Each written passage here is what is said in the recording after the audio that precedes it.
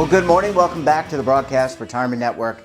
I'm Jeff Snyder. This is BRN Weekly for Saturday, April 23rd, 2022. It's been another great week of shows with great topics, great contributors, and we kick off the week with discussing how we can help Americans claim Social Security at the right age. Let's take a look. As most of your viewers probably know, Social Security faces major financing problems. Unfortunately, we've known about this problem for decades, and we've had plenty of time to do something about it, but the time has been squandered by policymakers, and they haven't taken any action for the past several decades. They, for the most part, have really just been talking about the need to fix the problem and have failed to put forward any serious solutions. And now we're sitting just over a decade away from when the Social Security trust funds are scheduled to deplete their reserves, and we don't have a solution in sight. This is really concerning because if we get to that point, benefits will be cut by roughly a quarter, and most Social Security beneficiaries can't afford to live on 3/4 of the benefit that they are receiving today. The pandemic has had an impact on this, but not as much as many of us thought originally. We expected, based on the severe shock to the economy, that because so many people were unemployed and therefore not paying in payroll taxes, it could dramatically move up the insolvency date of the trust fund. What we've actually seen is that because the economy has recovered so dramatically, it only ended up moving it by 1 year, from 2034 to 2033. So we're just 11 years away now, and that may sound like a long time, but we're dealing with a program that's so critical to millions of people's financial security, and that means that reforms need to be phased in gradually. We can't just change benefits overnight.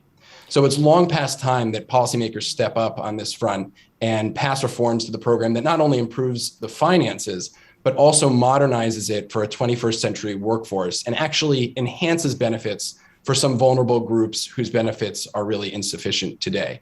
And Social Security's precarious condition is one of the reasons why at the Bipartisan Policy Center, we started the Funding Our Future initiative, which is a coalition of more than 60 organizations across the academic, nonprofit, and corporate spaces that are all pushing to improve retirement security for Americans, because we really need a solution to this problem, and we need one now.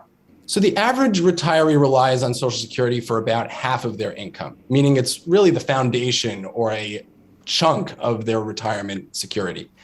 There's about 1 in 5 retirees that relies on it for at least 90% of their income. So that would be the answer directly to your question, which for those people, it's really the lifeblood, and they have no other resources to rely on.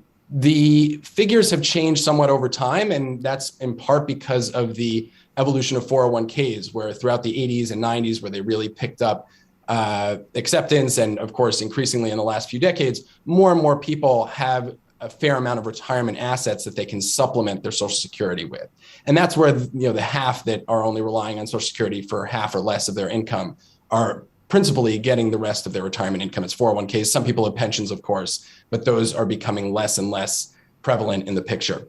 The pandemic may have impacted this a little bit, but it's hard to tell yet because we don't really have the data. And also, it's only a 1 or 2 year shock that we've seen here. And again, the stock market's recovered, the economy's generally recovered. So I don't expect it to dramatically change those figures. What could change those figures that we're seeing right now, of course, is inflation, where if we continue to see inflation at 7-8% annual rates, I don't expect that to go on for a very long time, but even for several years, that erodes the value of people's 401k savings, whereas Social Security as a benefit is inflation protected. And so that could even increase the importance of Social Security for many people relative to what it is today or relative to what it has been in the past.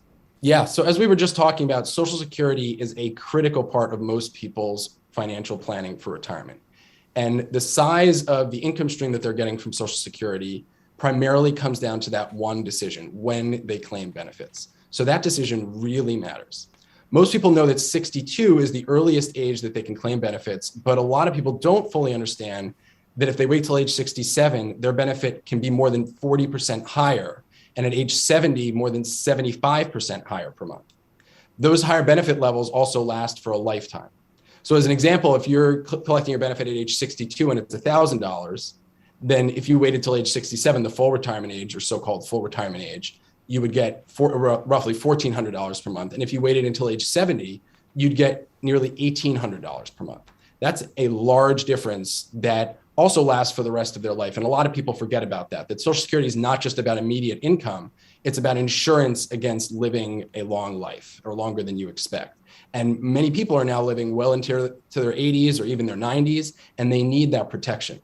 The other element is that people often forget it applies to survivors' benefits. So if your spouse is going to be relying on your benefit after you pass away, this could make a big difference for how much they're receiving monthly from Social Security.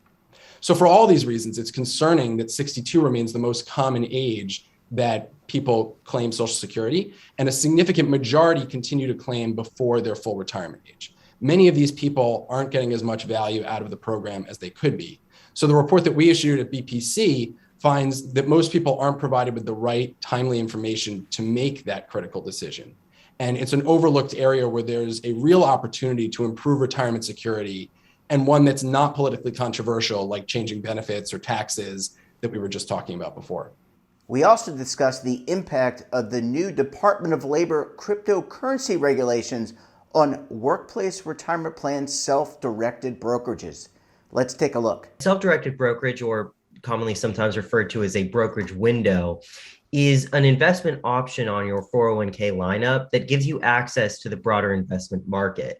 So think of it as being able to trade the stocks and bonds, mutual funds, ETFs that you would be able to access if you had just a normal brokerage account through a bank or some other type of brokerage dealer relationship.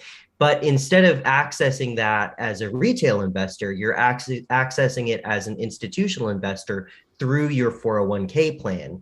Now, what's really critical about the way that your employer or the plan sponsor treats that brokerage window, at least historically, is that they don't have a fiduciary responsibility, or they've always understood that they don't have a fiduciary responsibility to monitor the individual investments within that brokerage window. And that kind of makes sense if you think about it. I mean, if you're accessing a brokerage window that doesn't have any restrictions on it, then that means that you have the ability, and theoretically could, invest in hundreds, if not thousands, of individual stocks or mutual funds, ETFs, all kinds of individual types of investments that you might want to invest in. And it would be impossible for your employer to track and vet each and every one of those. This cryptocurrency guidance was unique in a number of ways. For one thing, the Department of Labor got as close as possible to saying that one type of investment, one asset class, is banned as really they've ever done before. It's kind of unique. Earlier this year, they issued similar guidance, kind of warning plan sponsors of the dangers of private equity in 401k plans, as well as defined benefit plans like your old style pensions. But one of the unique differences between the private equity guidance and the cybersecurity the cryptocurrency guidance, is that with private equity, the Department of Labor said, perhaps this isn't a good, obviously I'm paraphrasing here as well, but, perhaps this isn't a good idea. Perhaps, it could be bad for investors in a 401k plan, especially if those investors, and especially if the fiduciary, doesn't have experience, is not, an investor with adequate experience in dealing with these kinds of asset classes. With cryptocurrency, there was no perhaps, there was no maybe, there was cryptocurrency, is volatile. Cryptocurrency can be dangerous. And for those fiduciaries who choose to ignore that warning, they could very likely face an investigation from the Department of Labor if they choose to allow these kinds of investments in a 401k plan. Yeah.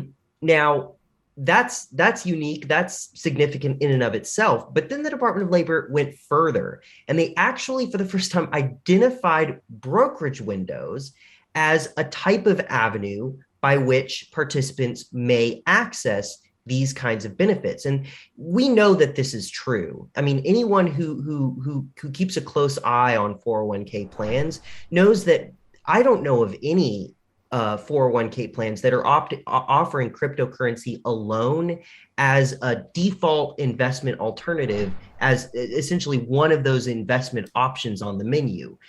Almost all participants in 401k plans who have any access to cryptocurrency are doing so through brokerage windows. And that makes sense. We've already discussed fiduciaries don't have a responsibility, or they didn't think they had a responsibility to vet those kinds of investments. So it would, make sense that participants are accessing them that way.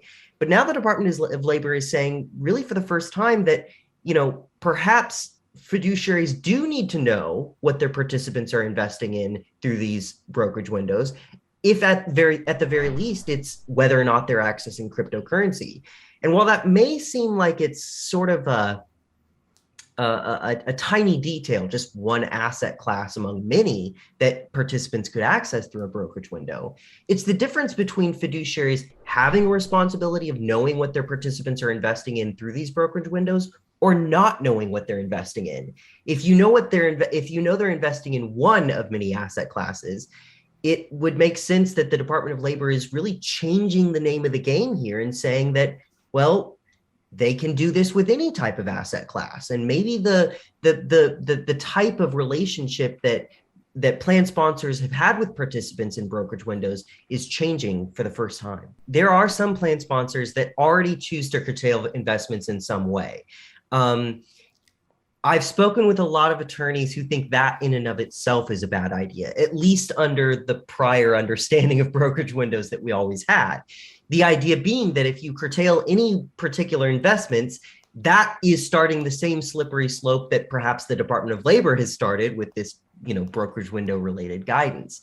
I don't have the answer. It is a fraught legal debate at the very least.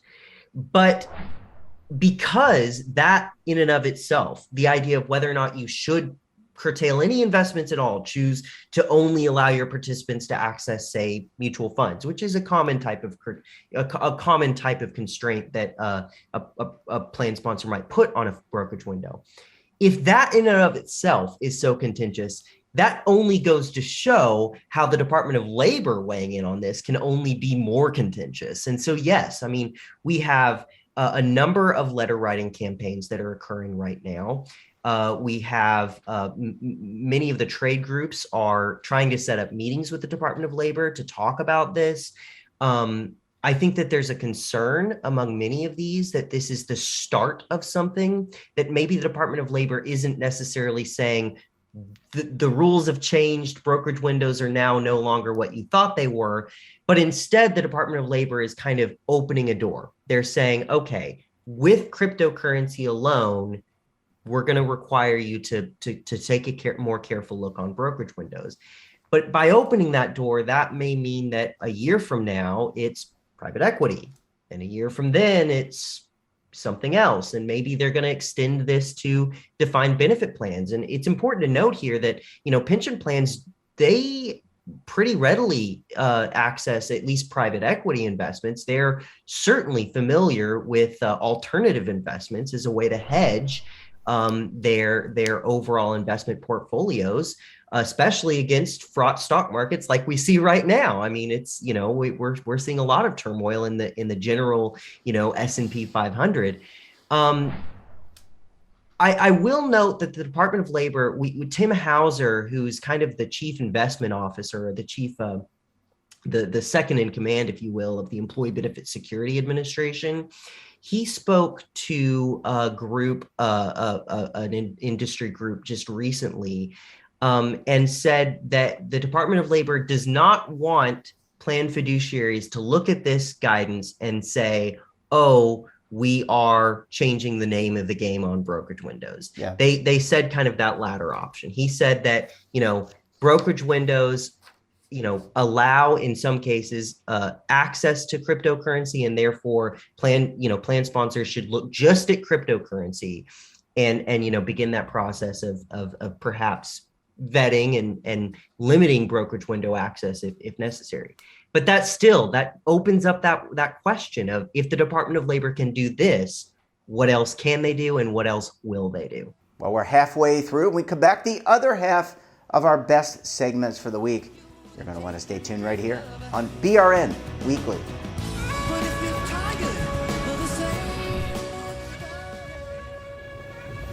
Imagine a new television network that will make you richer, healthier, and in control of your financial future.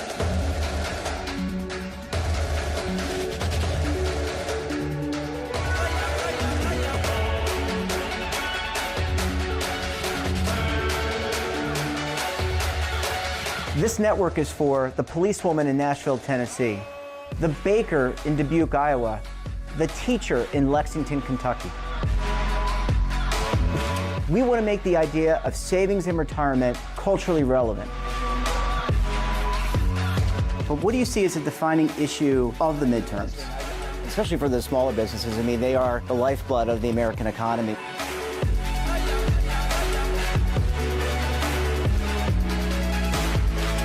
Featuring exclusive interviews, current affairs, and docuseries. 33 years old, you retired early. The philosophy is money only matters if it helps you live a life that you love. But you got to start thinking about retirement as soon as you get in. The Broadcast Retirement Network will drive very high engagement with premium partnerships. So this isn't retirement and savings for your parents or grandparents. This is for all Americans. And we're going to change the way you think about money.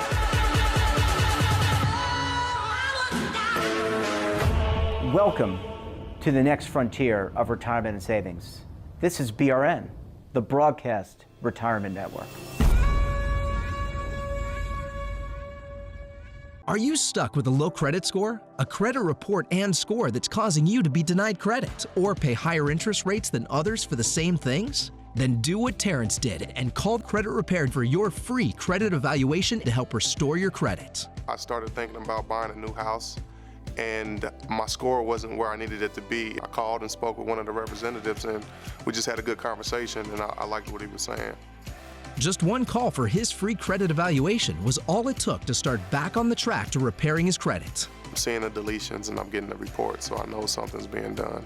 It does make a difference to me. All it takes is one call to get started. Credit Repair has given me a second chance to have a better credit score. Don't let a low credit score hold you back another day. Do what Terrence did and make the call for your free credit evaluation. Call 800-819-4152. That's 800-819-4152. Again, 800-819-4152.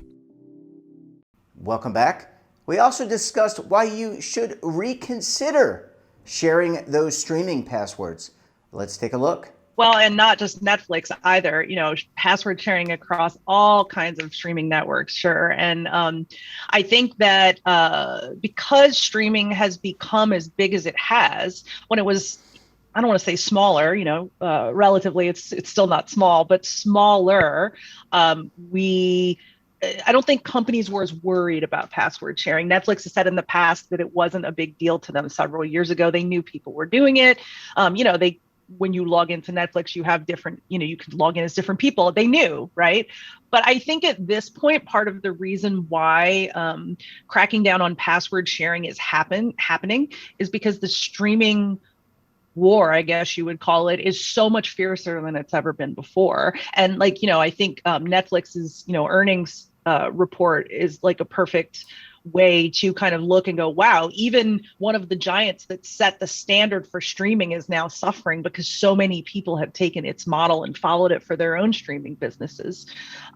So yeah, I think, the cracking down on password sharing is, I think, a part of Netflix going, ooh, we're in trouble. Like, we need to think of some other ways to, function. And one of them is, hey, we really need those people that are sharing passwords to go get their own accounts. I mean, I think most people are probably sharing it with like another family member or something, but then you have, your person who's like, hey, you can just log into my whatever account anytime. And yeah, I do think that also poses a security threat that maybe people are not thinking about when they're sharing it. So that's another reason outside of Netflix's purposes to consider not sharing your information. I think it's tough, right? Because it's like the more we, engage in like a digital forward world, I think that it has so many perks. It has so many great things. You don't have to get off your couch. Like just yesterday, I wrote a story and I was like, believe it or not, we went to Blockbuster 25 years ago to go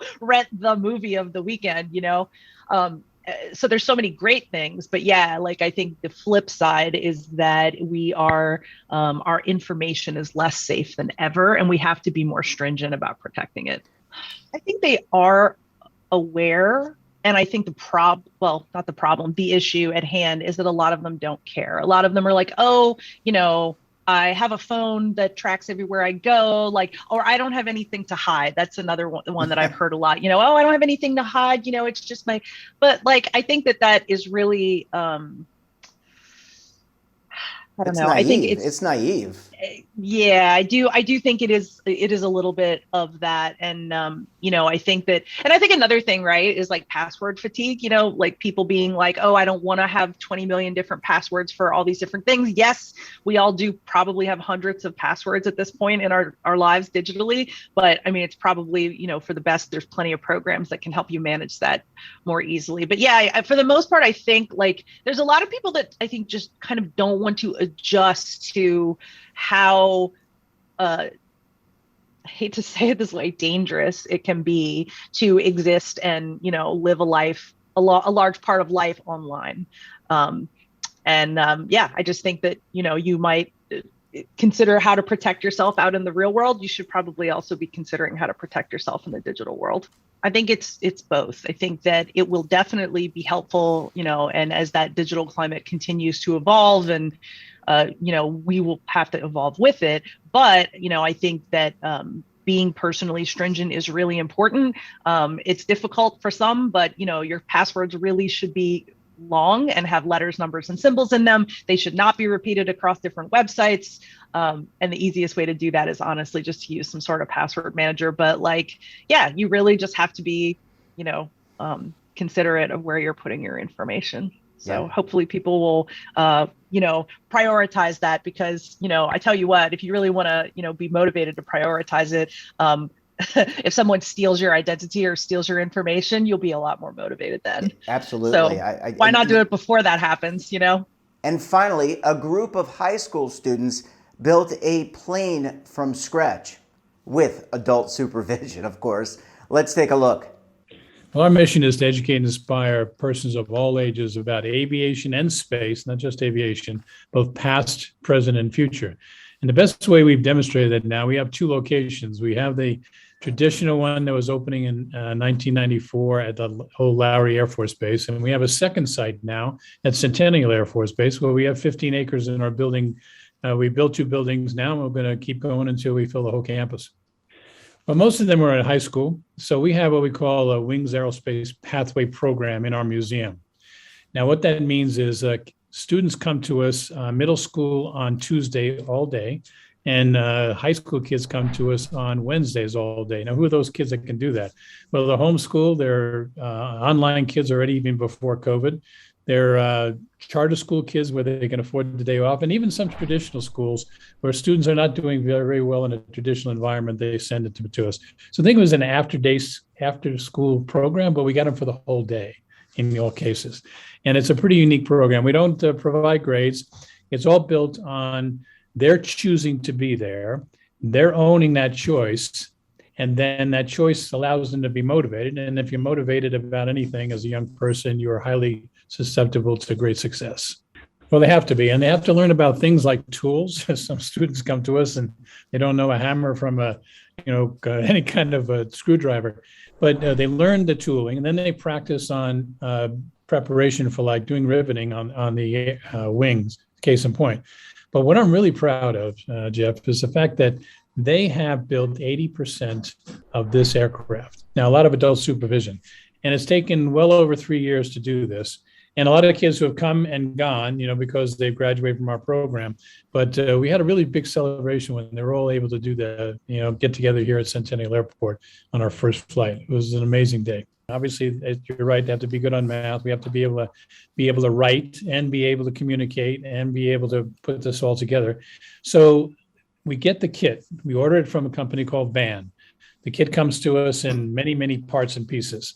The students have to be able to rivet the aircraft, put the wings on, get the engine, connect the fuel lines, make sure that the whole thing is coordinated and collaborated with the software programs on the airplane, and put it all together. And then after we get that all done, you have to call the FAA, and they do give you a airworthiness inspection. So it's kind of fun to watch. The kids are all there, the inspector's doing his thing, and it's like watching a new baby be born. They're just wondering what it's going to be and how much additional work. Honest to God, it was amazing. He had a few minor little things that he wanted to be done and changed, and we did that almost on the spot, and we got our airworthiness certificate just about 5 weeks ago.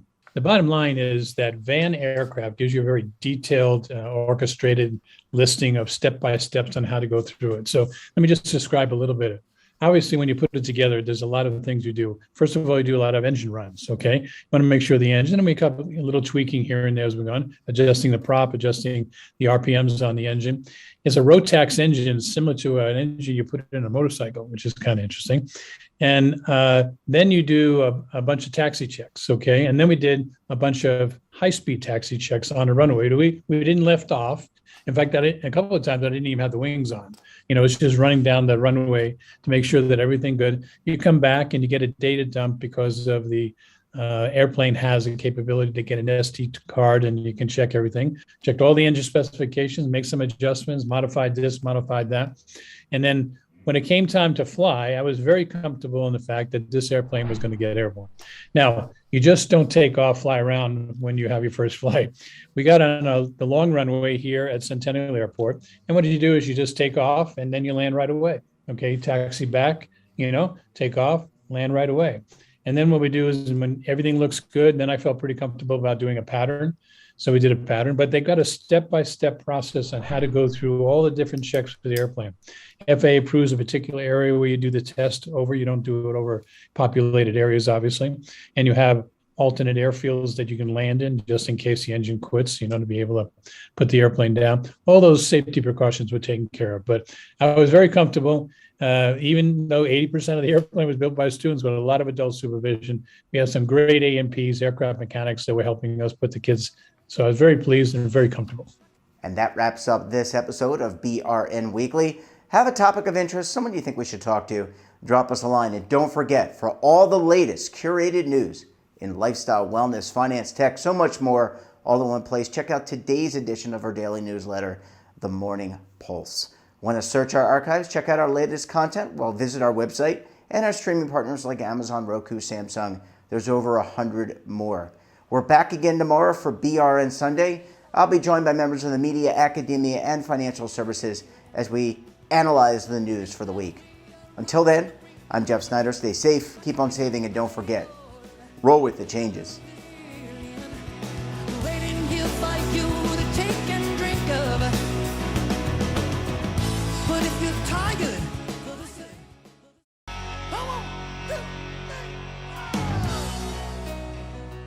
Now is your opportunity to co-create content around any topic on the first lifestyle and wellness network. Reach a global audience through our platform and co-own exclusive branded content.